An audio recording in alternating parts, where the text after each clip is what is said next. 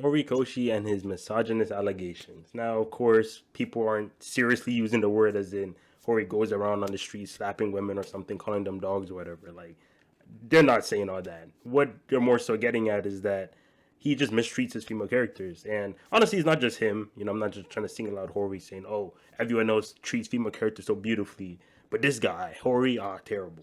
But Horikoshi has done a pretty good job when it comes to setting up a lot of his female cast. You know, like they felt that they could be something more than what they are. You know, like a lot of them just got attention in certain stuff. He got into like their backgrounds and stuff like that. Like, you know, if you use Ochako for example, you know, her trying to get money for the fam, you know, stuff like that.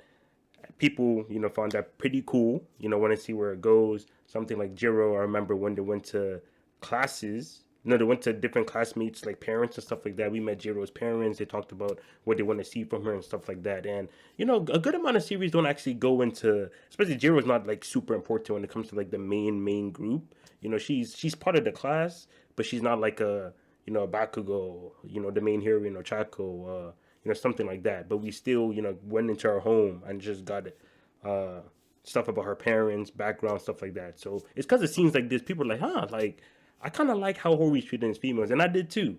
But yeah, it didn't end up, like in hindsight, he didn't follow through with a lot of the stuff he set up, and people were just mad.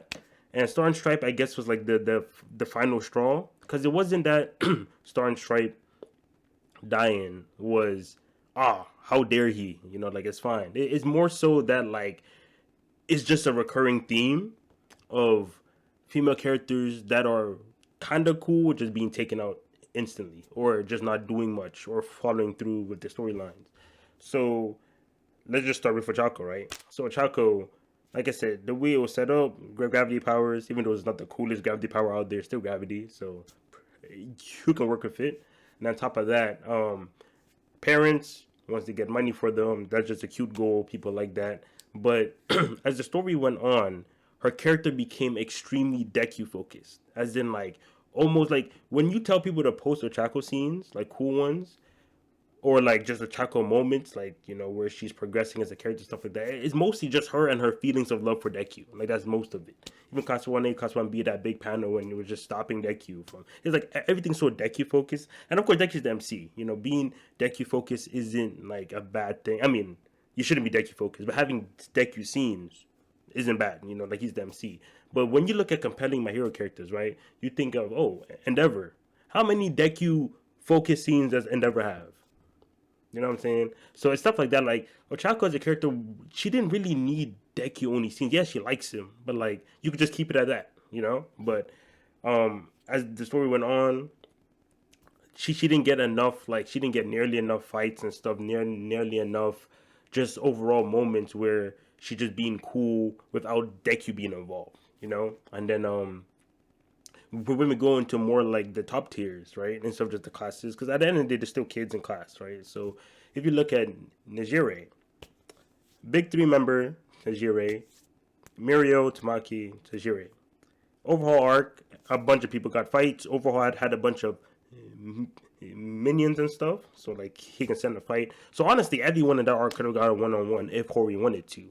So Mirio gets a, not only does he get amazing moments, but amazing fight with Overhaul. Like, it was so good. People were saying Mirio should be the MC. Like that. That's how much people liked what Mirio was doing. Tamaki got his one-on-one. Actually, it was 1v like 3 low key. Like, Tamaki was going crazy, and no one really knew him, you know, up till then. But like, he balled out. He showed out. Up to that point, that's probably one of the best fights, especially how he used his quirk. Very technical as well. And then we're like, okay, big three, Mirio, Tamaki. Okay, Tajiri's time to do her thing, right?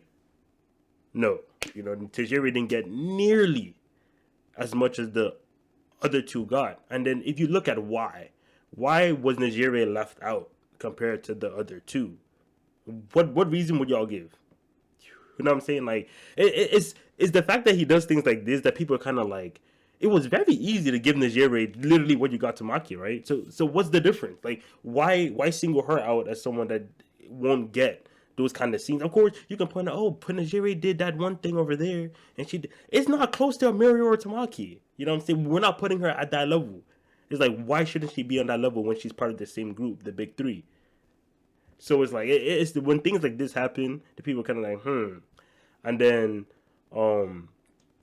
Fit Knight as well. I mean, I wasn't a big fan of Fit Knight, but she was still there for a while. A lot of people liked her, even if I didn't particularly like her. And the way she went out was so goofy. It was ridiculous because, of course, you know, she's gonna pass the torch out to Momo. So that's a cool little like dynamic there. But do you know who killed Midnight? I don't even think Hori knows who killed Midnight. Like, it's literally a random dude. Dude could be named Brian, Bob, no one knows. Random ass dude. It was like, because the thing is, Dabby attacks her, she falls, right? Honestly, he should just made Dabby kill her, because at least it could be like, okay, she died to like a pretty cool person. You know what I'm saying? Pretty cool villain. We know Dabby, firepower is insane. If she gets killed by Dabby, it's like, is what it is, you know? But nah, she falls out, and then I think someone sneaks her from the back. Like, you see like Midnight walk, like she's like crawling or something, and then you see like a villain appear behind her, and not like some like, I say villain, but he's more like that level 1, you know, like don't even got a name kind of villain. Pops up, and then it's implied that he kills her, and the next time we see her, her mask is off. They're like, oh, Midnight, oh no. I'm like, dude, who killed her? Like, why are you gonna kill Midnight with the most random guy ever? And like I said, it's not that having a hero that the kids were close to dying was a bad decision on Hori's part, but like, why Midnight? It could have been President Mike. Fuck, you know what I'm saying? Why Midnight? And then why make it so lame? Who is that guy? Who killed her? It's some random dude. You know what I'm saying? And it's like damn. This is how we moving. And of course with Star and Stripe was apparently, you know, she was basically the number 1 hero. She's stronger than Endeavor. Like, that shouldn't be a question. So globally, like, she is the strongest hero. Pulls up and just gets smoked. Like, the thing is, she didn't have to come. They told her, hey, stay. Don't pull up. Pulled up, got smoked. And it's like I said, it's not that the fact that she lost. She lost to Shiggy, of course. But it's like, she didn't have to be here. You know, like, she actively chose to basically die.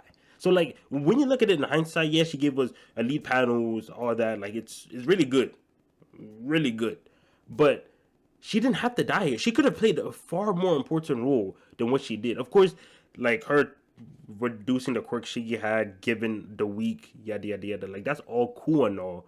But she still could have just been in the story and done more things. She was the number 1 hero in America. We saw what All Might was to Japan. You know what I'm saying? So it's like, and she was powerful.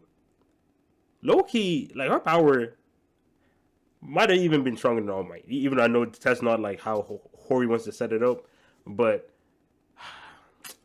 it just sucks because when you think of like the best female character in My Hero, what do y'all think of? Like who do y'all think of?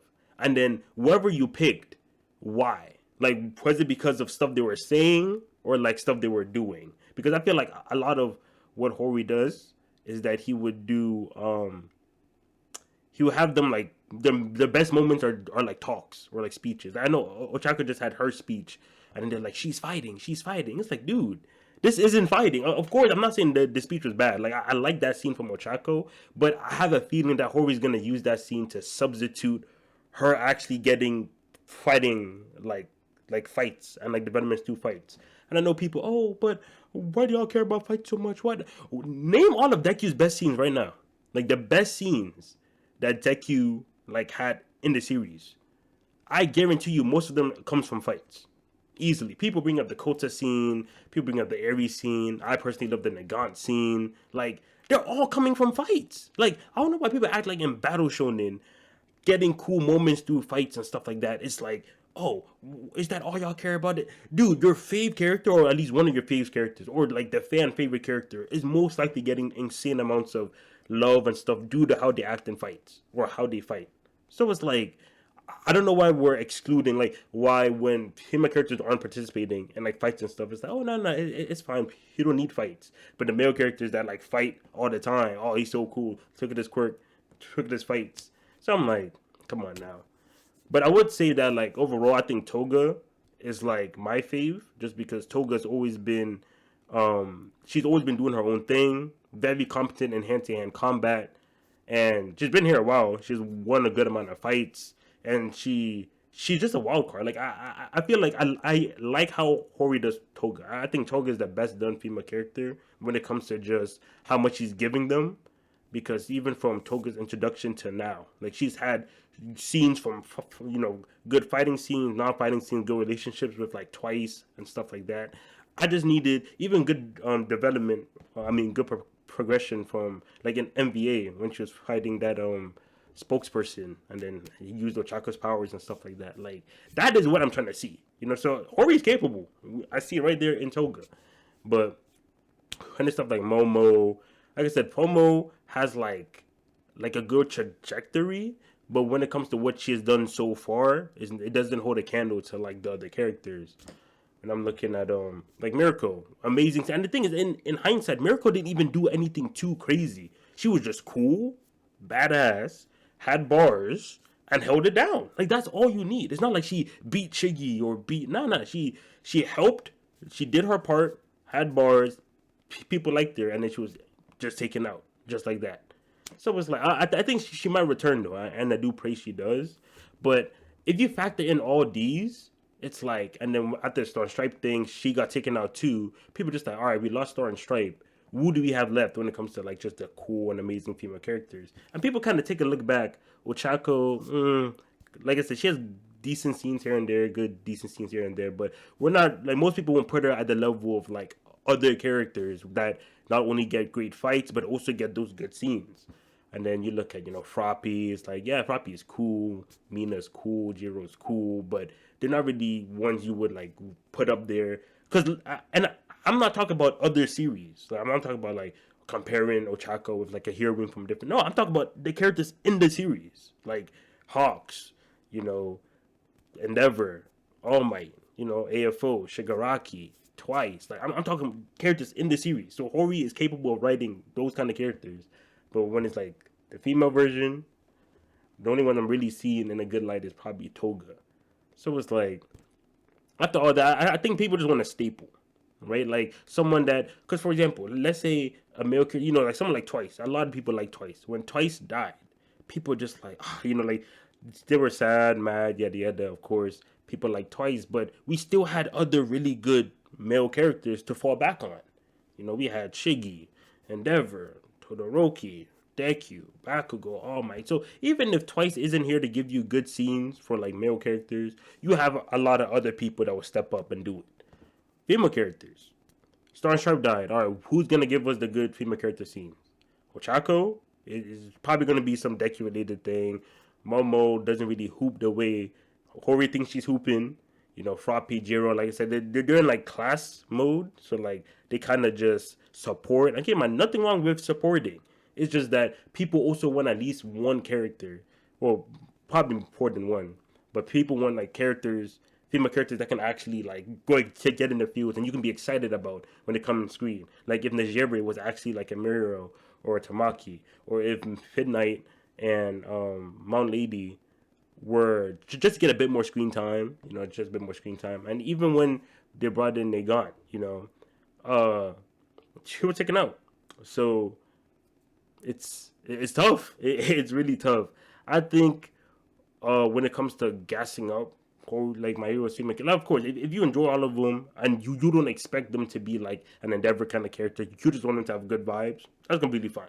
I'm not here to shit on that, but the reason why people kind of look at it odd is because, a lot of people say Hori's female characters are so elite, amazing, all this development and stuff. Then when people actually look at like the lineup, like listing the characters on like a list and then looking at exactly what they do and what they will probably end up doing, it's not really matching up as high as you would think, So it's like, kind of like, should we really be holding them on a pedestal when it comes to female characters? I really doubt it. I don't think so.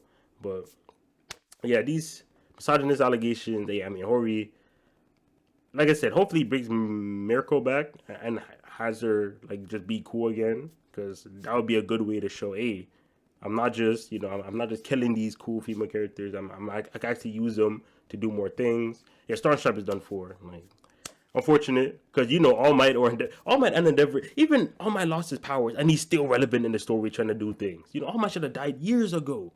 He's still in the story doing things. And Star and Stripe, who was in that conversation, showed up in 4 or 5 chapters dead. Wow. You know what I'm saying? But and the thing is, it's way easier for Shiggy to kill All Might, kill Endeavor, kill Hogs. He could kill none of them. Star and Stripe though, easy, easy. So it's like, kind of sucks, but it's what it is. You know what I'm saying? But yeah, that's my rush for the video, and catch y'all later.